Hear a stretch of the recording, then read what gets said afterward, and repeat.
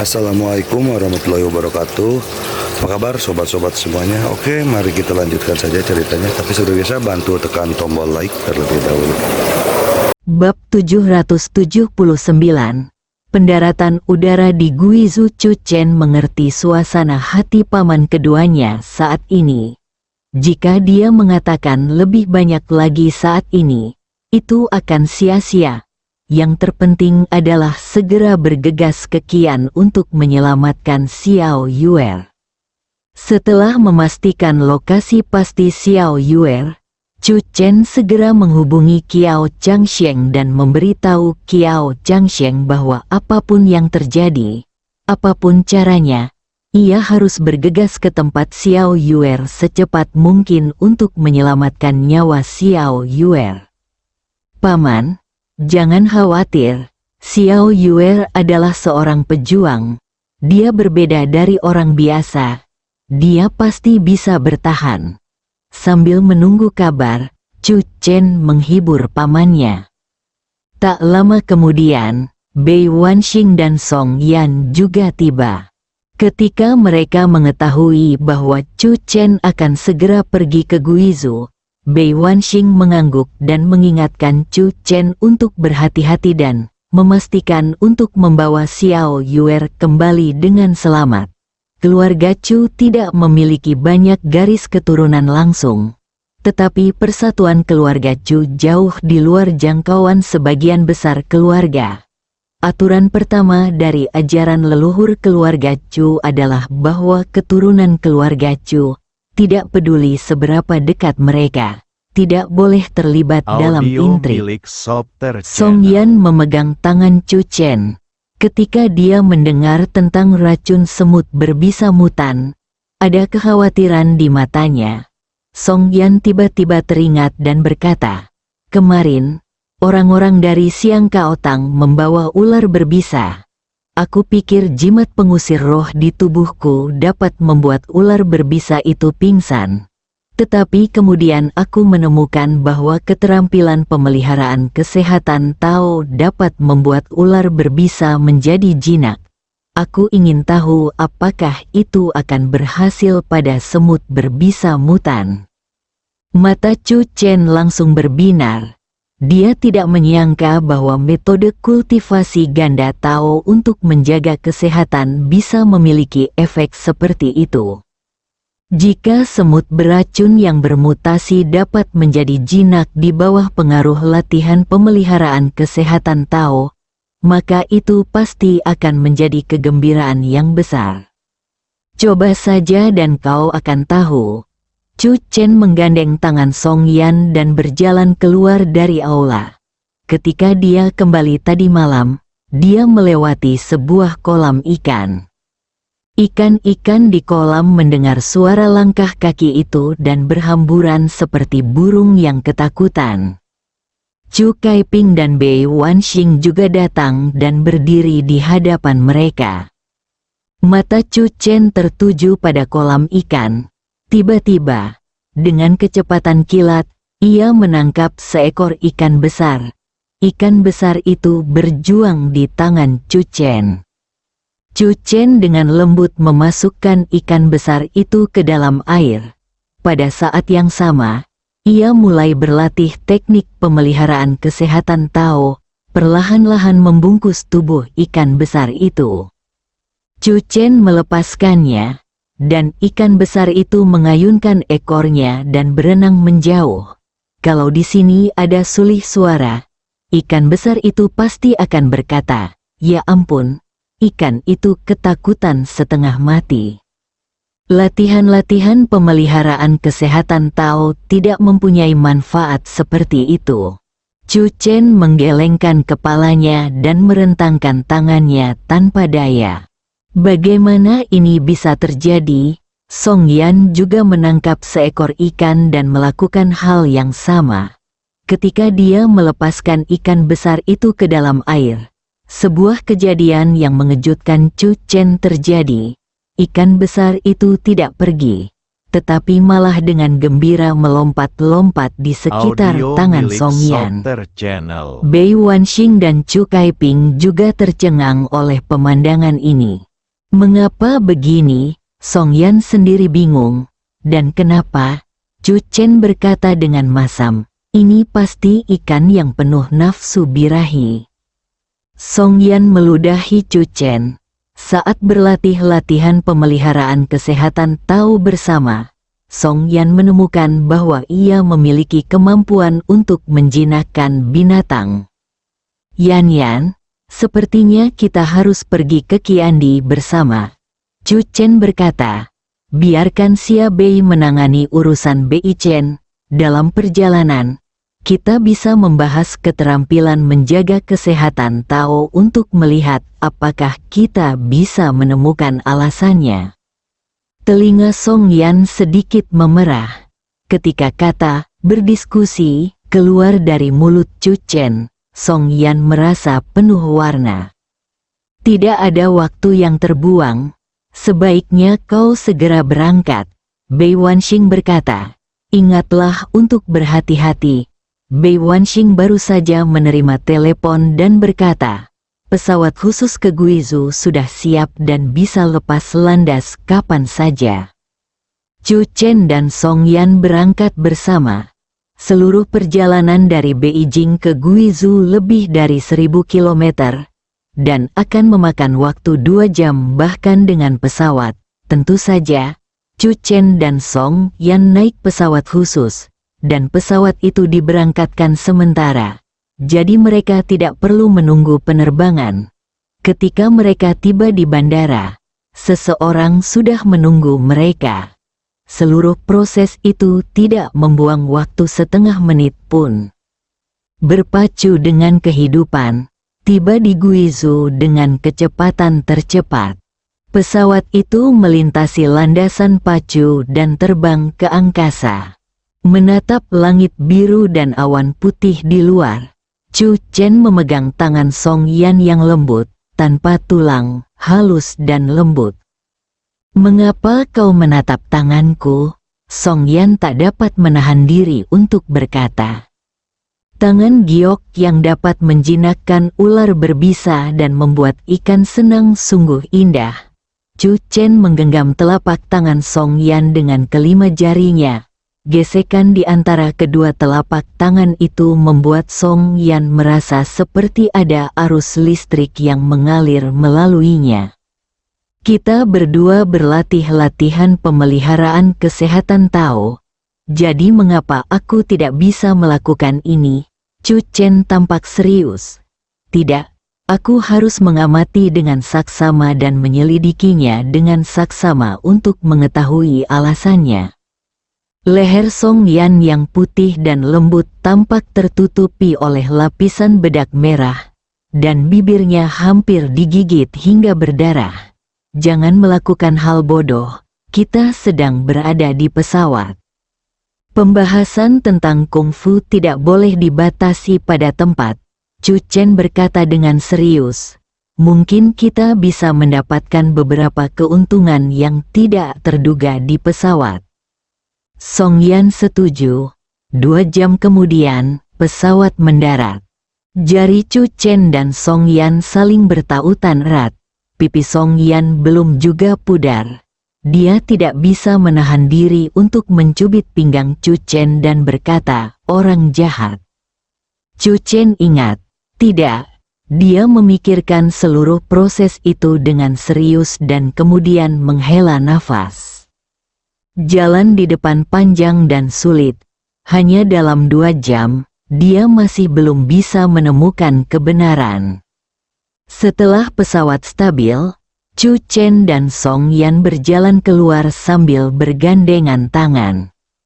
Di luar, wajah muda muncul di depan Chu Chen. Saixian, Chu Chen berjalan mendekat. Orang yang datang menjemput Chu Chen adalah Wang Saixian. Mari kita bicara sambil berjalan, kata Chu Chen. Wang Saixian mengangguk. Waktu hampir habis. Dia berjalan ke area parkir secepat mungkin, masuk ke dalam mobil, menginjak pedal gas, dan mobil itu melaju kencang. Karena desa tempat kecelakaan itu terjadi cukup terpencil, Kami juga pergi jauh ke Guizhou. Bahkan jika kami berangkat dari bandara, akan memakan waktu hampir 2 jam untuk mencapai desa Hongmiao dengan kecepatan tercepat.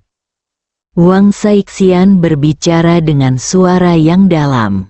Desa Hongmiao adalah desa tempat Chu Xiaoyu dan Wang Saixian menetap sementara saat menjalankan misi. Jauh di Guizhou, bagaimana kabar Xiaoyuer? Tanya Chu Chen. Pemandangan di luar mobil bergerak dengan kecepatan tinggi. Langkah kaki Wang Saixian pada pedal gas membuat Song Yan ketakutan dan dia memegang tangan Chu Chen dengan erat. Chu Chen juga mengerti mengapa Wang Saixian datang sendiri ke sini. Pengemudi biasa benar-benar tidak bisa mengendalikan kecepatannya. Namun kini, menyelamatkan nyawa bagaikan memadamkan api, dan Chu Chen harus bergegas ke tempat kejadian secepatnya. Setelah digigit semut beracun mutan, Xiaoyuer bersikeras untuk kembali ke desa, lalu pingsan dan mengalami demam tinggi. Wang Saixian segera menjawab Chu Chen, staf medis yang mendampingi kami mencoba segala cara yang mungkin untuk menurunkan demam Xiaoyuer. Kondisi Xiaoyuer sempat dalam bahaya. Untungnya, tim lembah pengobatan tiba tepat waktu dan menggunakan akupuntur untuk melindungi meridian jantung Xiaoyuer. Tetapi Dr. Kiao berkata bahwa ia tidak memiliki cara untuk mendetoksifikasinya.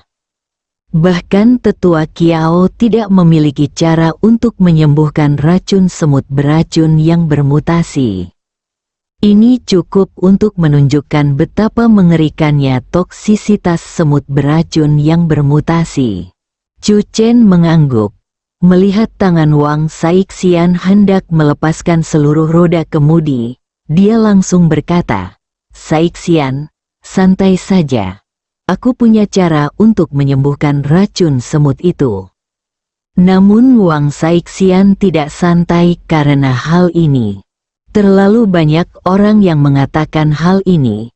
Bahkan tim Medicine Valley pada awalnya tidak menganggap serius racun semut tersebut.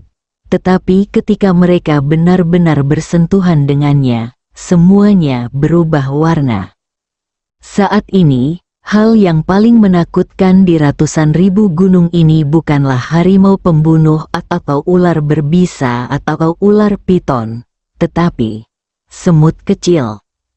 Bab 780 Kehidupan dan Kematian Xiaoyuer. Setelah berjalan di jalan raya selama setengah jam, mobil itu meninggalkan jalan raya dan segera melaju menuju jalan pegunungan.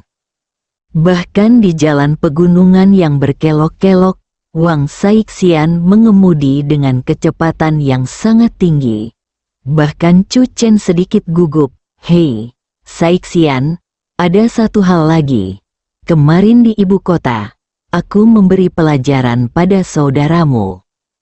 Wang Saixian tampak muram saat menatap kondisi jalan. Setelah beberapa saat, dia menjawab, "Tidak apa-apa asalkan dia tidak terbunuh." Wang Saixian memaksakan diri untuk menekan ketidaksabaran di hatinya sepanjang jalan. Para ahli belum menemukan penawarnya, dan tim Medicine Valley tidak berdaya. Harapan terakhir Xiaoyuer untuk hidup terletak pada Chu Chen. Dia harus segera membawa Chu Chen menemui Xiaoyuer.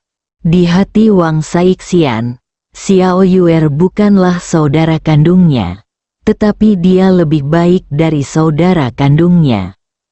Keduanya telah bersaing sejak mereka masih muda, memasuki biro operasi khusus bersama, menjadi pemain muda istana Skynet bersama, dan menjalankan misi bersama.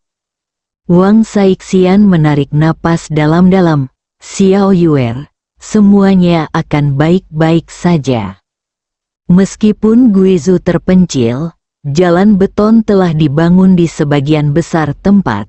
Meskipun jalan pegunungan berkelok-kelok, Tidak terlalu banyak jalan bergelombang. Song Yan awalnya sangat gugup, tetapi perlahan-lahan ia tertarik dengan pemandangan di luar. Gunung 10.000 di Guizhou sangat terkenal.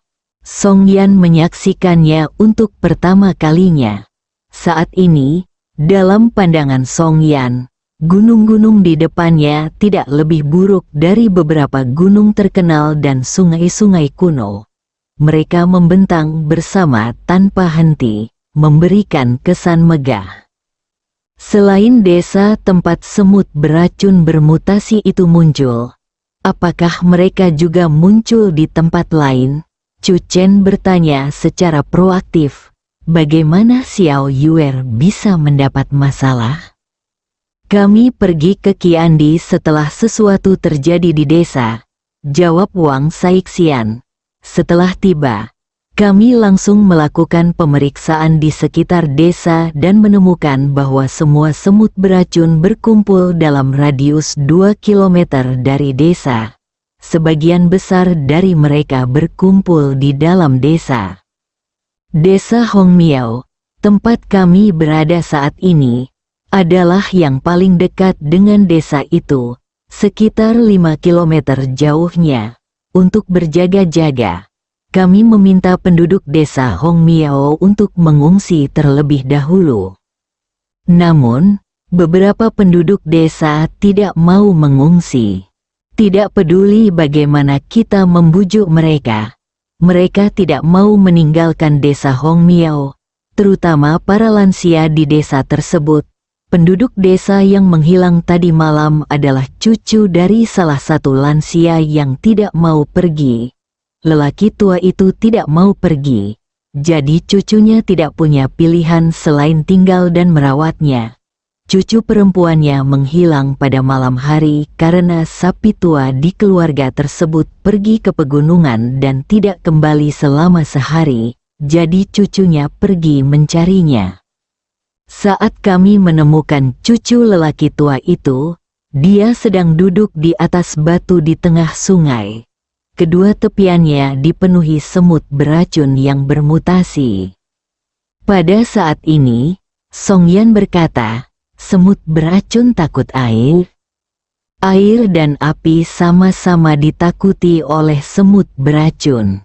Wang Saixian berkata, kami pernah berpikir untuk menggunakan api untuk membakar desa dan semut beracun di dekatnya hingga mati. Tetapi kami juga memiliki kekhawatiran lain. Pertama, jika api terlalu besar dan tidak dapat dikendalikan, akibatnya akan sangat buruk di pegunungan Siwan. Kedua, semut beracun mutan sekarang hanya aktif dalam radius 2 km dari desa. Jika kami menggunakan api untuk mengganggu dan menyebarkan mereka, itu akan meninggalkan banyak bahaya keselamatan di pegunungan Siwan. Xiao Yuer digigit semut beracun yang bermutasi karena dia ingin menyelamatkan cucu lelaki tua itu, tanya Chu Chen. Wang Saixian mengangguk, lalu dengan cepat berbelok tajam dan hampir melemparkan jiwa Chu Chen keluar. Ya, Wang Saixian berkata, tadi malam, cucu perempuan lelaki tua itu berdiri di atas sebuah batu di tengah sungai.